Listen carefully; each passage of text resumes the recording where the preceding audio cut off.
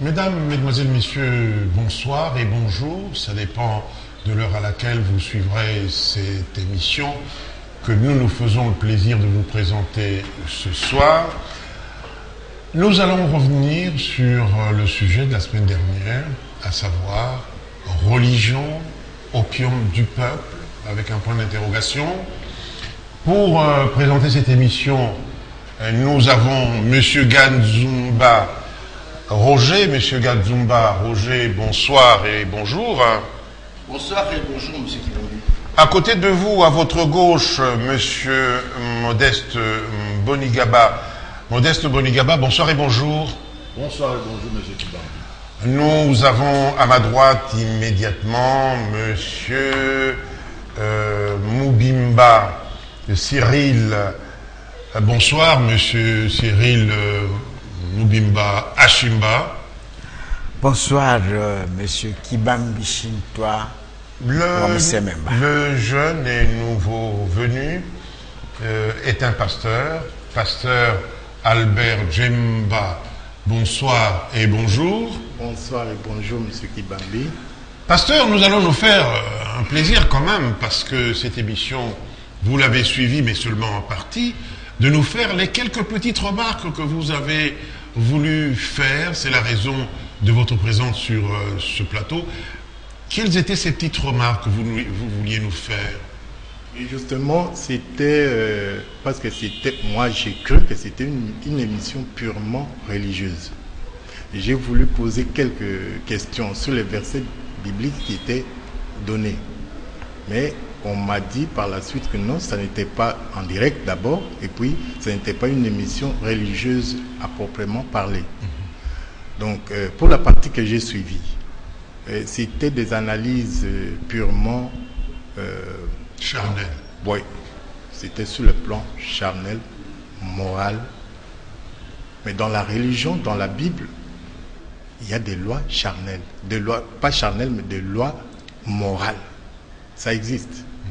Ouais. Mais à côté de ce loi morale, il y a l'esprit. Oui, toute la loi de Dieu est esprit. D'accord. Toute la loi. Oui. Bon, alors, pour revenir à notre sujet, messieurs, religion, opium du peuple, nous voulons bien rafraîchir, M. Gadzumba, rafraîchir la mémoire de nos téléspectateurs. Max a sorti cette phrase il y a des années. Le problème qu'il y a, M. Kibambi, merci de la parole, c'est que au moment où Karl Marx sort cette assertion, c'est qu'ils viennent de penser une façon nouvelle de vivre, c'est-à-dire le communisme. Ou disons le socialisme d'abord. Le socialisme d'abord, puis le communisme après, par la suite. Mais ces faits nouveaux, ce mode de vie et d'être nouveau dans la société occidentale, à mon sens, devait absolument prendre une place qu'occupait déjà la religion depuis des lustres, depuis des siècles. Alors pour que cette façon de faire trouve sa place et sa raison d'être, il fallait tuer celle qui occupait déjà le terrain. Donc ils ont balancé cette assertion du point de vue qui, à mon sens, est tout à fait spéculative et théorique. Ça n'avait rien, ils n'ont rien démontré, ils ne sont pas allés jusqu'à démontrer comment est-ce que la religion, qui était utile utile à toute société, pouvait être l'opium du peuple, lorsqu'on sait que l'opium endort, engourdit, distrait, etc. et amène à des comportements irréfléchis. Etc. Vous avez envie d'ajouter quelque chose par rapport à... ils voulaient aller droit au socialisme, à quelque chose, disons, les empêcher d'y aller tout droit. Ils sortent une assertion qui n'est pas partagée par M. Roger, par de nombreuses personnes aussi, non plus. Oui, ben, ça a fait l'objet de beaucoup de discussions à travers les années.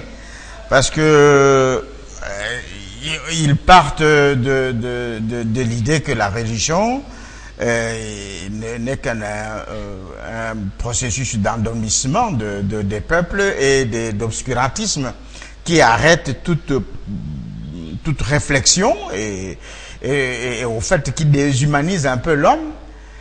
Mais est-ce que c'est total, en totalité qu'il faut le dire? Aujourd'hui, les années passées, nous pouvons nous poser la question, est-ce vrai comme ça, à accepter, ou peut-être vrai dans une certaine mesure, mais faux aussi? C'est ce que nous avions eu à discuter la fois dernière. Alors, monsieur Djemba, vous êtes pasteur. Quand vous entendez cette phrase comme ça quelle réaction vous avez tout de suite? La religion opium du peuple. Oui. Ça me révolte un peu. Pourquoi un peu? Oui, parce que moi, je suis, disons, chrétien, dispensateur de la religion. Et je sais que cette religion n'est pas faite pour distraire les gens, au contraire. Parce que dans la religion, c'est-à-dire dans la parole de Dieu, il y a tout. Dieu a tout prévu. Dieu a tout prévu, mais tout ce que Dieu a prévu, ce n'est pas pour endormir les gens. Au contraire. Au contraire. Pour les amener au paradis. Voilà. Au paradis, c'est-à-dire dans tous ces aspects, dans tous les aspects de l'homme. D'accord. Voilà. Alors, M. Bonigaba, rien à dire. Tout a été dit. Aussi, mais juste pour montrer qu'effectivement, ce n'est pas la religion qui doit être mise en cause, c'est l'ignorance des gens. Parce que, comme le pasteur vient de le dire, tout est dans la Bible. Dans la Bible, il est dit que, c'est Osée, je ne sais plus quel verset, dire que mon peuple périt faute de connaissance. Donc le vrai mal, c'est l'ignorance.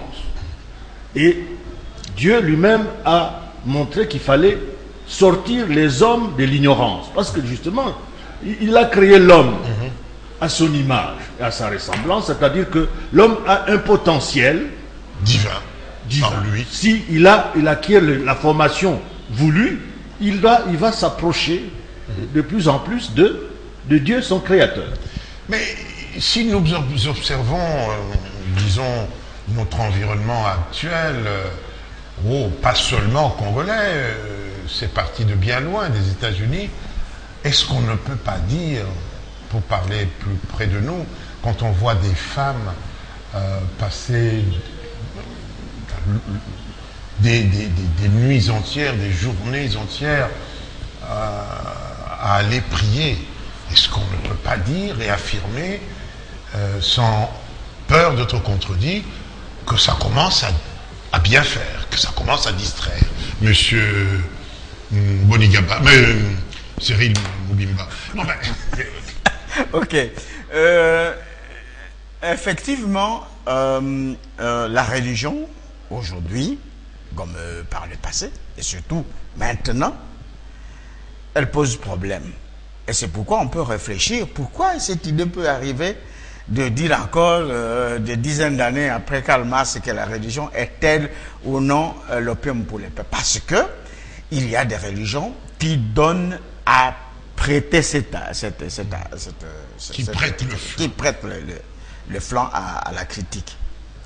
Parce qu'on y trouve réellement une certaine dose d'endoctrinement, d'obscurantisme, d'exploitation des esprits faibles, même une dose d'escroquerie, et même une certaine exploitation politicienne de la religion.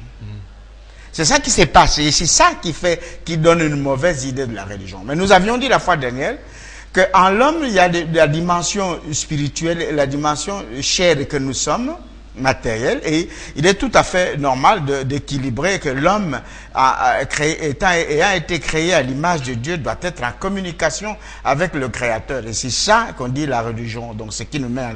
Mais on ne peut pas dire qu'il faut qu'il coupe tout ça parce qu'il devient scientifique. Le communiste et les socialistes n'ont pas scientifisé tout le monde entier et empêché la religion. Non, les croyances sont là.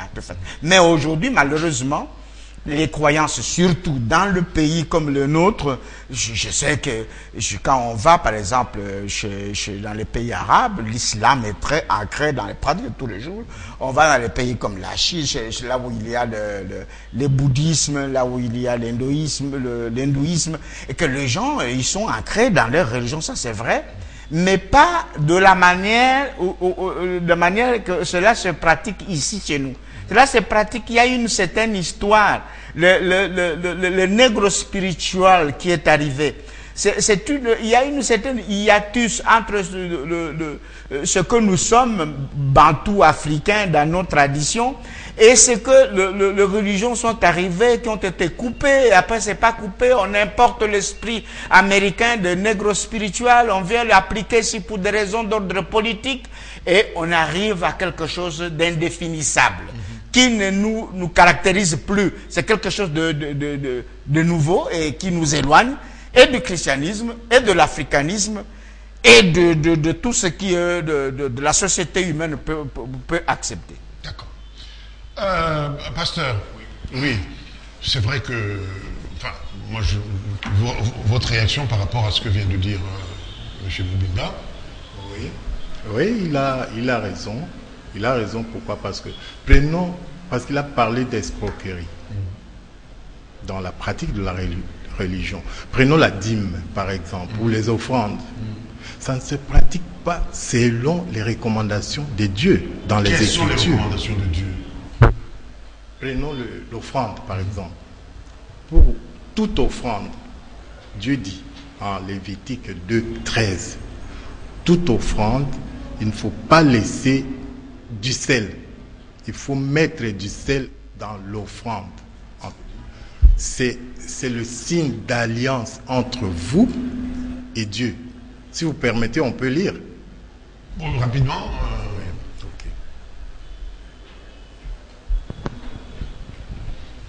Donc, dans chaque offrande, il faut du sel. Ça nous éloigne. Si ça ne nous éloigne pas, c'est bon. Allons-y. Oui, pendant qu'il cherche, on peut... Oui, Voilà, attends, on y est. Tu mettras du sel sur toutes les offrandes. Tu ne laisseras point ton offrande manquer de sel. Signe de l'alliance de ton Dieu, sur toutes les offrandes, tu mettras du sel.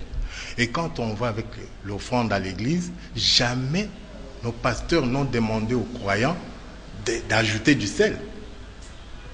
Pourquoi? Alors que c'est écrit. Bon, pour les dîmes, parce que les dîmes ont commencé avec les patriarches là-bas, mais ça a une histoire.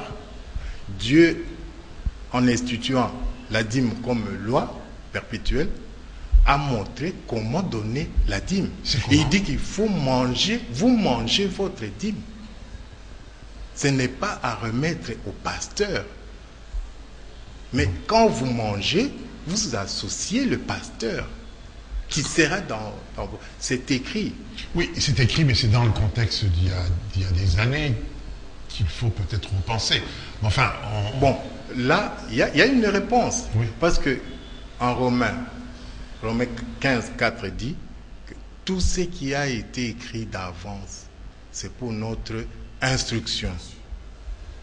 C'est tout ce qui a été fait d'avance.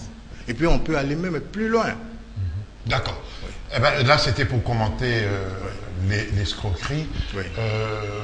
Un petit commentaire par rapport à cette escroquerie dont a parlé notre ami Achimba. Il faut mettre l'accent sur l'exploitation politicienne de la religion, parce qu'effectivement, je crois que nous, en Afrique, d'une façon générale, c'est là où le bas blesse. Parce que tout le monde, nous avons tous à peu près le même âge, du temps de Mobutu, on s'essaie de montrer que tout pouvoir vient de Dieu. Bon. À partir du moment où vous prêchez ça tous les jours, les gens vont finir par croire que non, celui qui est là, c'est Dieu qui l'a mis. Et donc il est hors de question de le contester. Parce qu'à ce moment-là, vous vous mettez en désharmonie, en désaccord avec ce qu'on vous a enseigné à l'église. Donc, je crois qu'en Afrique, cet aspect-là est encore plus vrai, plus présent, parce que effectivement, les gens, on a vu à quel point les religions, les pasteurs drainent des foules. Alors, vous imaginez si tous les pasteurs commencent à dire non, attention, tout pouvoir vient de Dieu, etc. Donc vous, votre jeu citoyen d'acteur ne vaut rien, ça ne compte pas. C'est Dieu qui décide. Et à ce moment-là, la démocratie dont on parle, un homme, une voix, ça n'a plus de signification profonde. Parce que c'est Dieu. Et ça, effectivement, on sent qu'il y a une tendance à abuser de cela. Et c'est là où... à déresponsabiliser... le citoyen. Parce qu'on veut tout mettre entre les mains de Dieu. Lorsque le pasteur dit, bon, nous, on va s'enfermer pendant une semaine, et puis après, Dieu va nous parler. Bon, on voit qu'à la limite, c'est vraiment une façon un peu osée d'endormir ou de manipuler les gens. Monsieur Ganzumba. Oui, monsieur Kivambi. Avant de revenir à à certains aspects qui peuvent paraître péjoratifs de la religion, qui résultent plutôt des pratiques, de certaines pratiques religieuses que des religions elles-mêmes, je voudrais revenir à ce que Boningaba vient de dire à propos de tout pouvoir qui vient de Dieu. Mais c'est oublier une certaine évolution de la manière dont les États sont organisés. À l'époque où on parle du pouvoir qui vient de Dieu, dans le monde entier, la seule forme d'État qui existe, c'est la royauté. Donc le roi, lui, ses descendants, son pouvoir, celui de Louis XIV, de Charles Martel, ou de je ne sais pas qui, vient de Dieu. Donc on ne peut pas le contester pour cette raison-là. Mais en République où le pouvoir vient du peuple, comment voulez-vous qu'on puisse encore sortir de telles assertions? Il y a une contradiction manifeste qu'on devrait toujours avoir à l'esprit au moment où on est en face des gens qui sortent de telles assertions. Et puis maintenant, venons-en aux pratiques religieuses, celles qui pourrait faire dire aujourd'hui, faire donner raison à Karl Marx, qui a prétendu qui a affirmé, à l'époque il était affirmatif, que la religion était l'opium du peuple, mais dans des pratiques religieuses réductrices où on demande aux étudiants de faire passer la nuit leur bic, leurs stylos chez le pasteur pour qu'il prie pour l'examen du lendemain. Si c'est à ça que la religion doit servir, franchement, elle deviendrait plus que l'opium du peuple, elle deviendrait la bombe atomique du peuple, parce qu'elle l'endort définitivement. Alors maintenant, autre chose, démographiquement parlant, les femmes sont plus nombreuses que les hommes, c'est mathématique.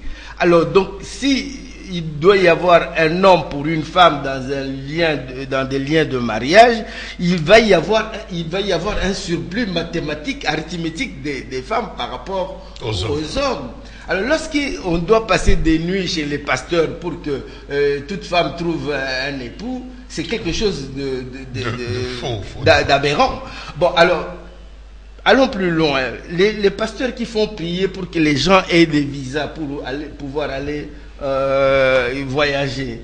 Mais lorsque on sait que tous les gouvernements contrôlent l'immigration, en France, la tendance est à ce qu'on complique l'obtention de visas. Mais leur pouvoir à eux, aux dirigeants français, viennent aussi de Dieu, n'est-ce pas? Alors, chez eux, Dieu met des gens au pouvoir qui estiment que pour leur société, on doit contrôler l'affaire des visas.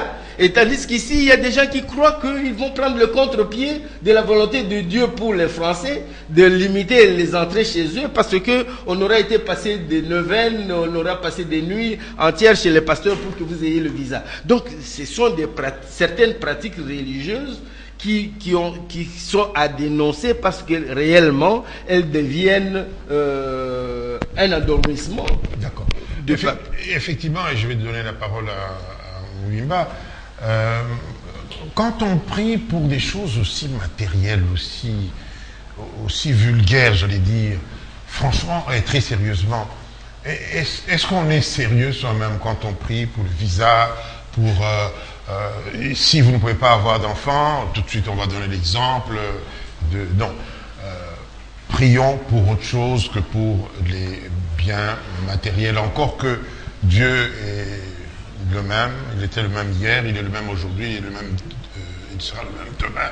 Nous n'allons pas prier pour avoir des visas, c'est tout à fait ridicule.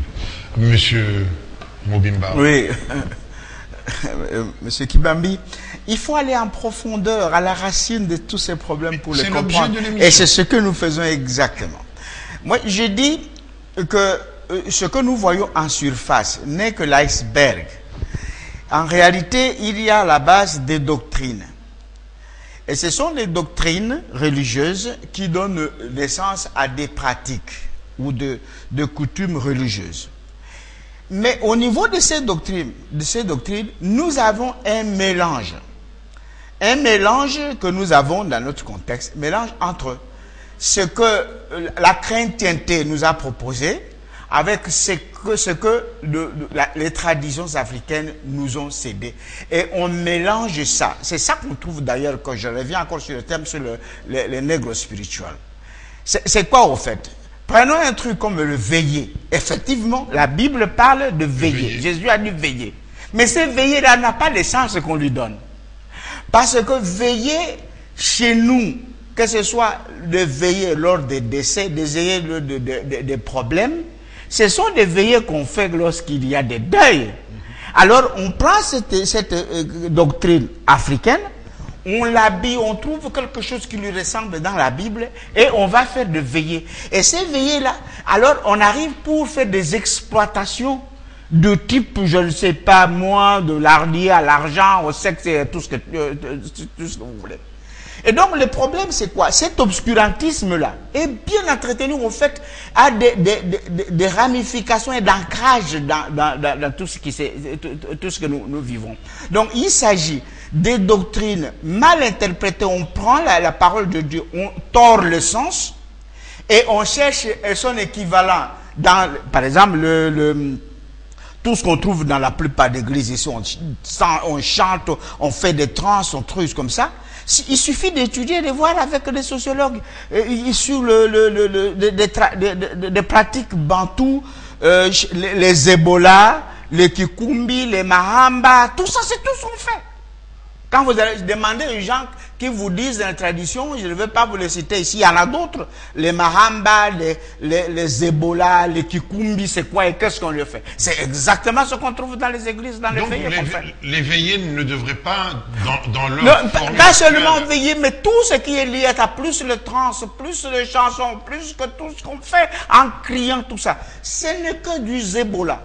Et donc, quand on va voir, soi-disant, prophète ou quelqu'un qui raconte, c'est le Ngangangombo, non?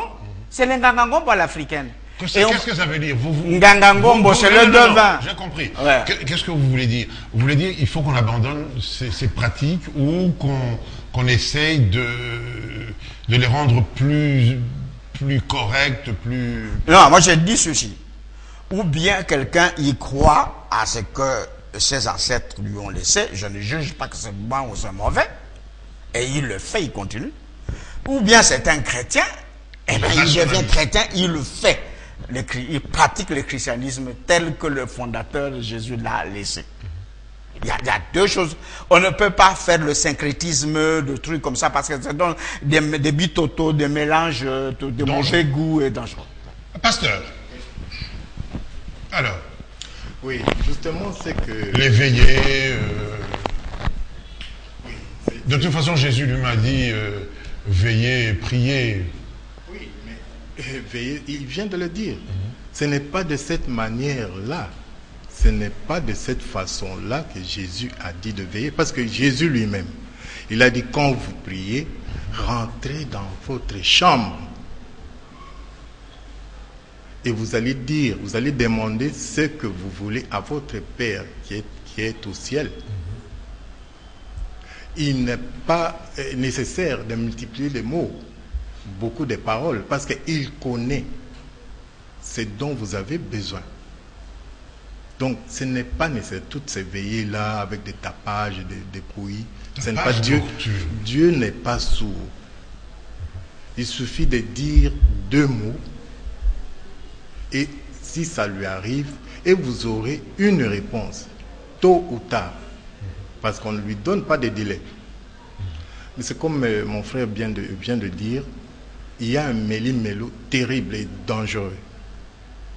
Et pour des raisons personnelles, peut-être, bon, je ne sais pas. C'est pourquoi, moi, ce que je propose, c'est la connaissance. C'est comme mon frère a dit, l'ignorance est à la base de tout. Il faut chercher à connaître Dieu, le vrai Dieu. Parce que Dieu est esprit. Et même la vie éternelle dont nous les chrétiens, nous courons après. Il est dit en Jean 17,3 que la vie éternelle, c'est connaître Dieu et connaître Jésus. Or, Dieu et Jésus sont la parole spirituelle. Donc, la base de tous ces méli-mélos-là, de toutes les extravagances que nous connaissons aujourd'hui dans la religion, la base, c'est l'ignorance. Bon, parce que vous condamnez ces pratiques, vous ne les condamnez pas, vous les stigmatisez. Bon, quel conseil pouvons-nous donner, qu'on arrête ou qu'on arrête avec les veillées? Avec toutes ces veillées démonstratives. Non, ce n'est pas qu'on arrête, mais la Mais manière... qu'on rationalise. Oui, voilà. La manière de faire, la façon de faire les veillées, là, c'est ce qu'il faut changer. Dans les textes, qu'est-ce que dit la Bible? Voilà. Effectivement, ces veillées, si elles doivent déranger les voisins qui dorment pour avoir suffisamment d'énergie que pour travailler le lendemain, ce genre de veillée devrait être carrément supprimé, ou alors on le ferait un petit peu loin des villes. Monsieur Bonigaba.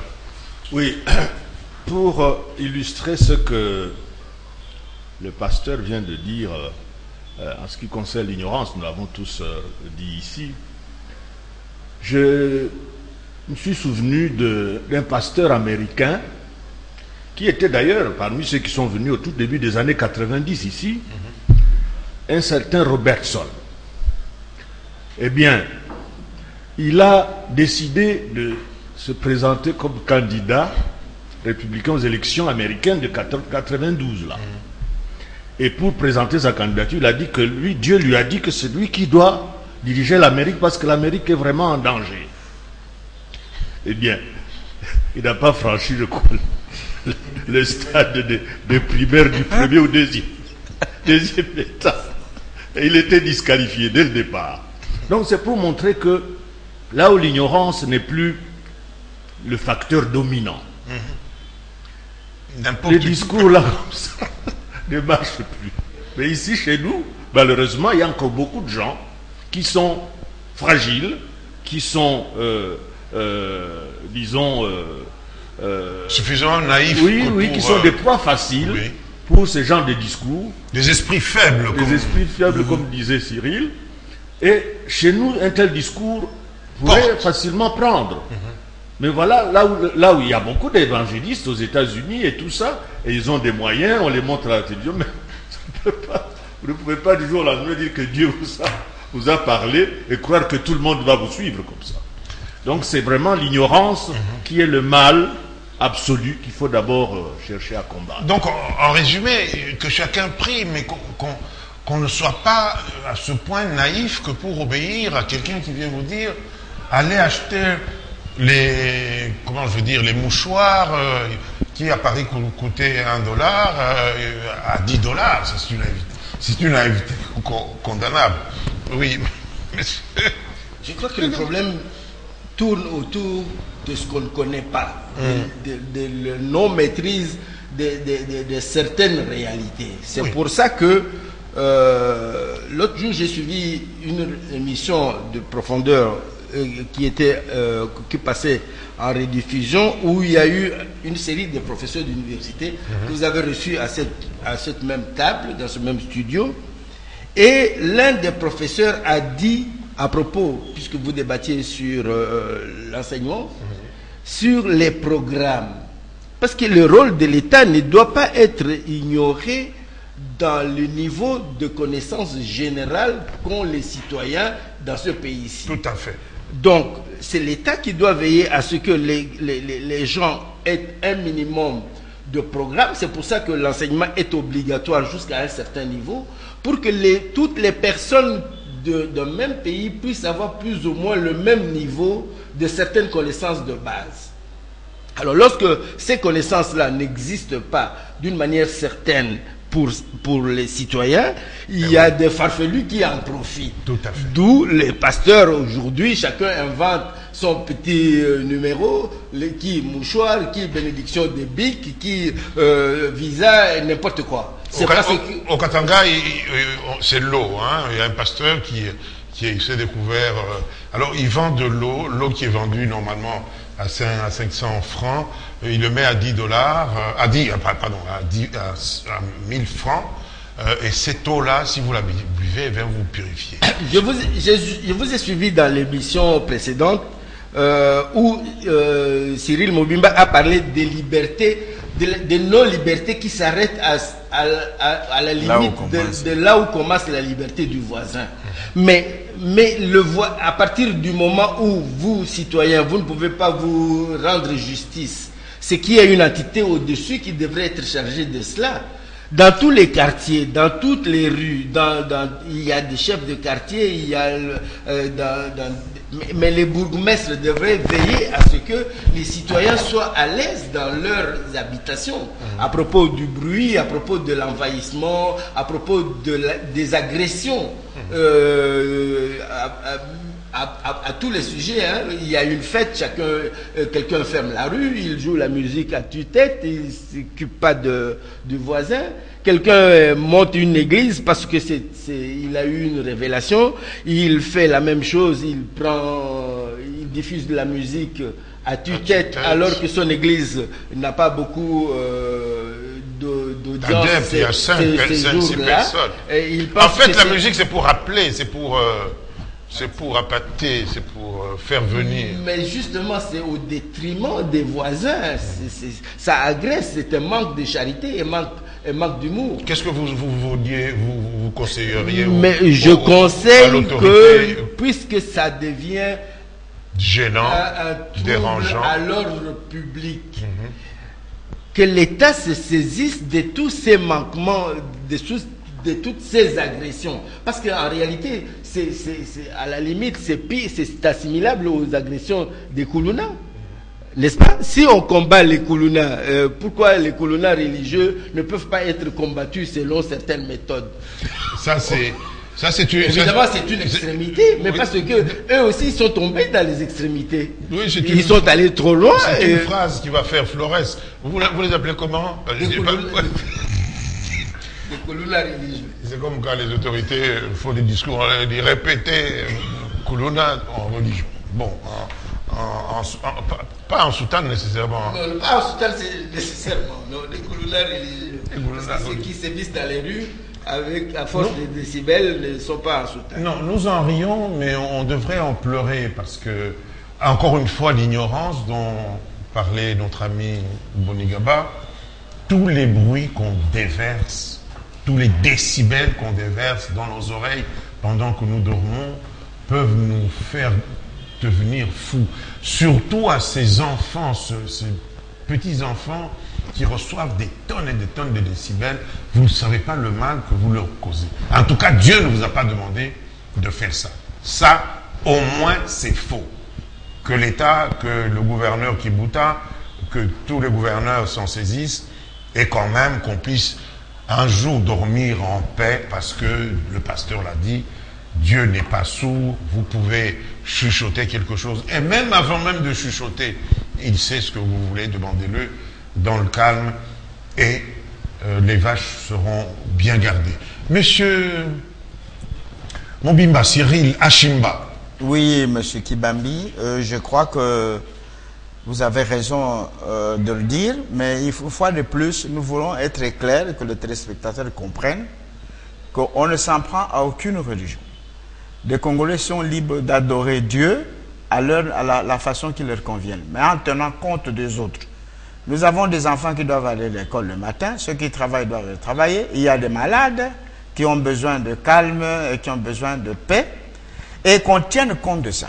Et ce que je crains même que ce que vous venez de dire là, Kibambi, en disant ils vont vous dire que vous êtes sorcier. Ils vont m'envoyer du feu. Ils vont vous envoyer du feu. Et ça ne peut pas, on ne doit pas continuer avec cet obscurantisme comme ça.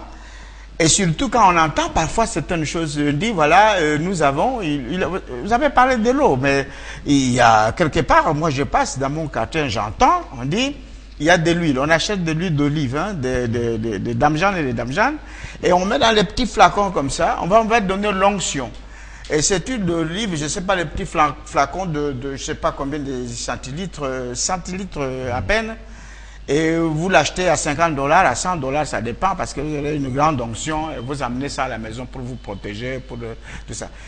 Tout ça, et à la fin, on fait des recettes monstres avec une histoire comme ça. Ça, c'est jouer avec le sentiment des autres. Ce n'est pas une bonne chose. Et il dit, venez, on va prier, vous allez obtenir un visa, le visa pour le Canada, pour les États-Unis, la France. Et venez, on va faire ceci, vous trouvez un mari, vous trouvez du travail. Il y a beaucoup de jeunes qui sont à chômage, ils étudient, il y a des problèmes, c'est vrai, dans le pays, mais quelqu'un qui est dans le chômage, et les parents ont perdu de l'argent pour le former, et vous allez encore l'exploiter pour lui raconter n'importe quoi, mais vous exploitez la misère. Et ça, Dieu ne peut même pas accepter une histoire comme ça. C'est à tout cela. Bon, on n'entre pas dans les doctrines, on n'entre pas dans les pratiques, mais qu'ils tiennent compte du fait qu'on ne peut pas se permettre de faire ça. Et c'est ça qui ferait que d'autres qualifient la religion, qui est le lien qui nous met en contact avec notre Créateur, d'opium pour le peuple. Et Bazako Fingisan Zambé, voilà. Et être naïf jusqu'à croire en ce genre de choses est tout simplement malheureux. C'est pour cela que nous voulons vous inviter. Vraiment, la religion, nous tous nous prions ici. Nous allons, avec Modeste et mon ami Gazumba, on se retrouve à une même église. On est heureux d'aller entrer en contact avec Dieu, d'aller chanter pour lui, d'aller honorer sa puissance. Mais au point qu'on puisse vous dire, venez prendre ce flacon. C'est même du fétichisme, bon Dieu. Hein? Vous entrez dans le fétichisme. Le flacon, l'eau, qu'on amène comme ça, un véhicule amène l'eau, prenez l'eau, achetez 1000 francs, et quand le véhicule rentre, il n'y a plus d'eau, et tout le monde a sa bouteille d'eau qu'il brandit. Mais ce n'est pas...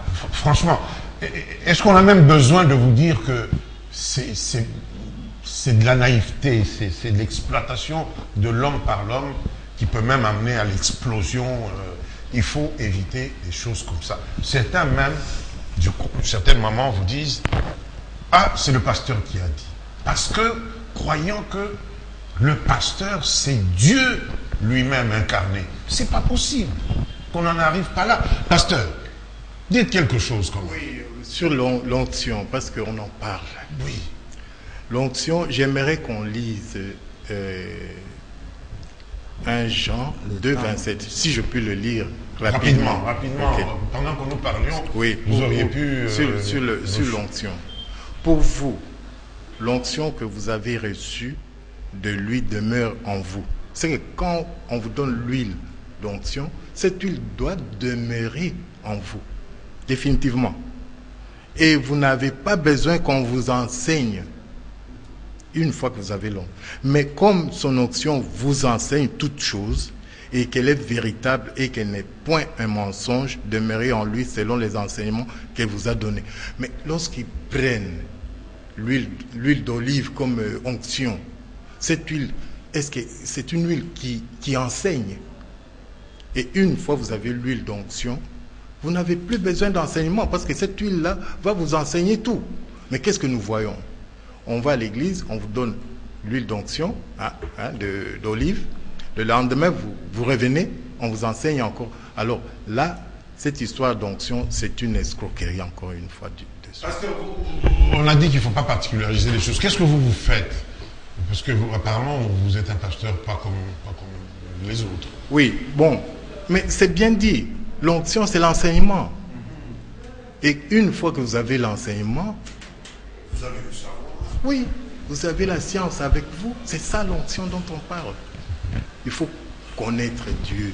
Dieu est esprit, il faut chercher Dieu. Et quand vous l'avez, vous avez l'onction. Monsieur Bonigaba, comment dire les choses pour pas que les esprits faibles puissent penser qu'on est en train de les détourner de Dieu? Que dire? Parce qu'il ne faut pas qu'il y ait malentendu entre certains téléspectateurs et nous. Oui, je crois qu'il faut continuer à montrer que nous avons les données historiques. Karl Marx sort son manifeste en 1848 à Londres, je crois. Il est à Londres. Donc dans un pays où le capitalisme règne. est en plein essor. Et lui, il visait cette société-là. Oui. Il croyait que cherchait à la cette société détruire, qu'il pouvait transformer pour montrer aux prolétaires qu'ils étaient exploités. C'est le etc. socialisme qui devait prendre Donc, part. ça n'a pas pris là-bas, où il croyait que ça allait prendre.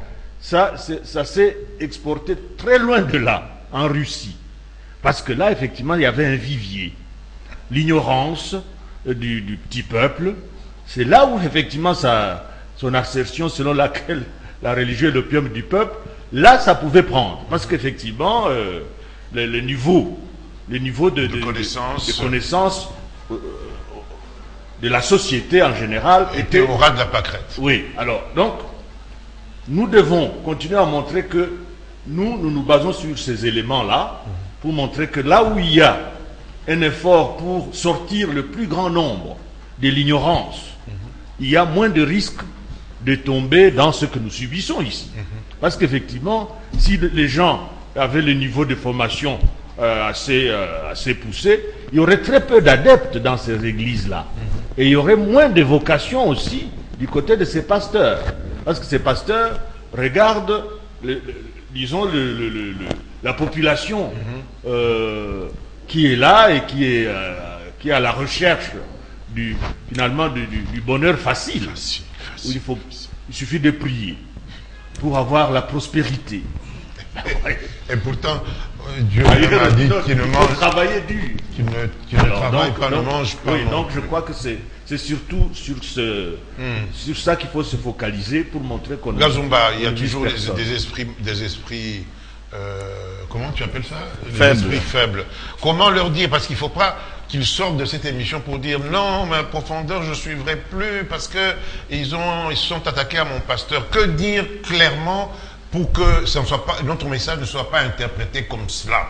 C'est que l'assertion qui a justifié cette émission, Religion, opium du peuple, est sortie et localisée en Angleterre en 1848, mais ne produit pas des effets parce que la société anglaise ne s'y prête pas.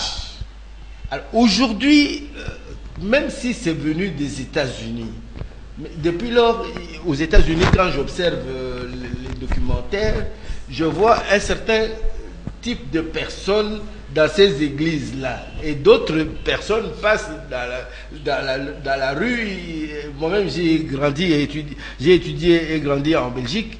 Les églises étaient quasiment pour les vieilles personnes, pour ceux qui avaient fini de travailler, etc., parce que les jeunes étaient occupés à autre chose. Ce n'est pas parce qu'ils ne croyaient pas en Dieu, mais c'est parce qu'ils avaient mieux compris les missions en tant qu'hommes que Dieu leur a donné sur la terre.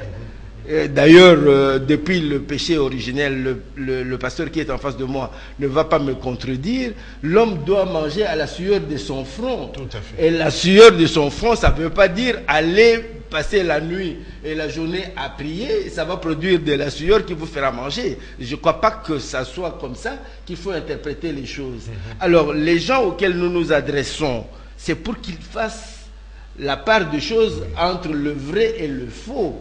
Nous ne nous adressons pas aux croyants qui recherchent le Créateur de la meilleure façon qui soit, mais nous voulons mettre en garde ceux qui se laissent prendre au piège de petits malins qui vendent des mouchoirs, qui vendent des millilitres d'huile, qui vendent de l'eau de la régie des eaux, parfois même sans payer la facture de la régie des eaux, parce que c'est une société qui est en difficulté. Enfin, l'eau dont je parlais n'est pas c'est plutôt une eau qu'on achète, bon, enfin... Enfin, bref, ce que nous dénonçons, c'est les pratiques religieuses qui amoindrissent l'homme, qui lui font perdre le contrôle, qui l'avilissent, qui l'asservissent. C'est ça, les pratiques religieuses. Si quelqu'un fait son examen de conscience, qui n'est pas asservi, qui n'est pas mené en bateau par son pasteur, tant mieux. Mais que certaines personnes prennent conscience qu'ils ne voient pas qu'on les amène dans le gouffre. Et c'est tout. Oui, monsieur Kibambi. Pourquoi Monsieur Kibambi, monsieur Moubimba dit... Ce que les téléspectateurs ne savent pas, c'est que monsieur Moubimba est en train de m'agresser. Si je ne prononce pas Moubimba, Ashimba, il n'est pas content, alors voilà, je commence à l'appeler partout. Oui, allons-y. Voilà, monsieur Kibambi, personne ne peut vraiment s'autoriser à dire aux Congolais de ne pas adorer leur Dieu de la bonne façon qui soit. Mais ce que l'on peut faire comme conseil à tout le monde, c'est que, par exemple, la Bible dit, en Romains 10, 2, 3, dit que je leur rends témoignage, c'est Paul qui écrit, je leur rends témoignage qu'ils ont du zèle pour Dieu, mais non selon la connaissance exacte. En effet, ne connaissant pas la justice de Dieu, mais cherchant à établir la leur propre, ils ne sont pas soumis à la justice de Dieu. Alors, nous ne voulons pas établir notre propre justice, nos propres doctrines, pas transposer nos propres traditions africaines et les mettre de Ngangangombo, des Ebola et des Sangha et de tout ça, les mettre dans le christianisme. Non. Qu'est-ce qu'il faut faire? Il faut retourner à la Bible. Et dans le livre de Timothée, il est écrit que toute écriture est inspirée par Dieu pour enseigner et redresser les choses. Redresser les choses pour que l'homme de Dieu soit qualifié. S'il faut redresser les choses, il faut pénétrer dans l'étude de la parole de Dieu. Et c'est ce que le pasteur a dit, effectivement, en Jean 17, 3, il est dit, pour avoir la vie éternelle, Jean 17, 3, il faut apprendre à connaître le seul vrai Dieu et son envoyé Jésus-Christ. Apprendre. Et Dieu veut que tout le monde soit sauvé, mais il faut qu'il parvienne à la connaissance de la vérité. Il faut la connaissance de la vérité. Et cette connaissance de la vérité, pour l'avoir, et Romains 12, 1 et 2 disent également que je vous supplie donc, c'est Paul qui écrit aux Romains, frères, par la compassion de Dieu, de présenter vos corps comme un sacrifice vivant, saint et agréable à Dieu. Un service sacré avec votre raison. Donc on ne doit pas laisser la raison à côté. Même si l'on doit chanter pour Dieu, mais avec raison, est-ce que ce que je fais est fondé ou non? D'accord. Voilà, en faisant usage de la raison. Sinon, nous sommes en train de faire des choses par notre propre justice, au lieu d'adorer Dieu comme lui il veut. Et c'est écrit. D'accord. Voilà. De toute façon, nous, les catholiques, il ne faut pas s'égarer les gens, on est content quand on chante Dieu, on loue notre Dieu, c'est bien, c'est avec notre raison, c'est pas, personne ne nous pousse à aimer ça, nous aimons ça avec notre raison et nous pensons que c'est justice parce que il est notre créateur, nous devons l'adorer. Pasteur, vous avez le dernier mot. Oui, tout ce que je puis dire, c'est qu'il faut apprendre. Et pour apprendre à connaître, parce que c'est la connaissance qui est la base de tout. Ouais. Et pour arriver à cette connaissance, il faut s'humilier, comme il est dit en Jean 8, 28, où Jésus lui-même dit qu'il a été enseigné par son Père.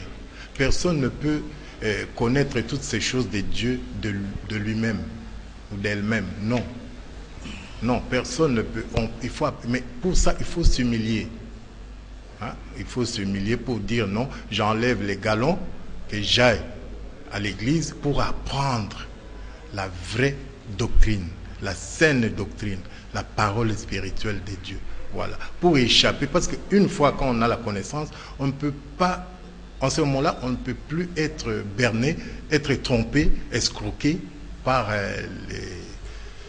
toute personne qui viendrait avec les dîmes et les offrandes et ceci. C'est la loi de Dieu, il faut les donner, mais ce n'est pas ça, ce n'est pas la manière dont on donne là que Dieu demande. Il faut apprendre à connaître la vraie dîme, la vraie offrande pour bien servir Dieu. Voilà. Mesdames, Mesdemoiselles, Messieurs, nous avons tout dit. Bon, ceux qui prêchent la prospérité, c'est vrai, il y a des pasteurs qui ont réussi dans leur façon de prêcher et dans leur organisation. Est-ce que c'est à ceux-là qui ont déjà, que nous donnerons? Peut-être, pourquoi pas. Mais qu'on n'exploite pas la pauvreté des gens, parce que ça, Dieu ne l'aimerait pas et ne l'aime pas. Et vous ne vous laissez pas prendre à vil prix comme ça, parce que vous avez fait tomber votre raison. Non, c'est avec votre raison que vous irez à votre église pour apprendre. Quand vous constatez qu'il y a déviation, eh bien, posez la question au voisin, posez la question au pasteur, qui lui devra aussi se remettre en question, parce qu'on ne connaît jamais complètement toute la Bible, même quand on est dans ces choses-là depuis des années. Ce sont des conseils que nous vous donnons, ce ne sont pas des ordres que nous vous donnons. Encore une fois, en suivant ce que nous vous donnons, nous demandons de faire en sorte que votre raison soit là pour vous gouverner. Et les émissions que nous faisons, c'est pour susciter des discussions entre vous. Elles ne devraient pas se terminer à la fin des profondeurs, que ça puisse susciter d'autres profondeurs entre amis, entre familles, des discussions enrichissantes. Merci d'avoir suivi ce numéro. À la semaine prochaine.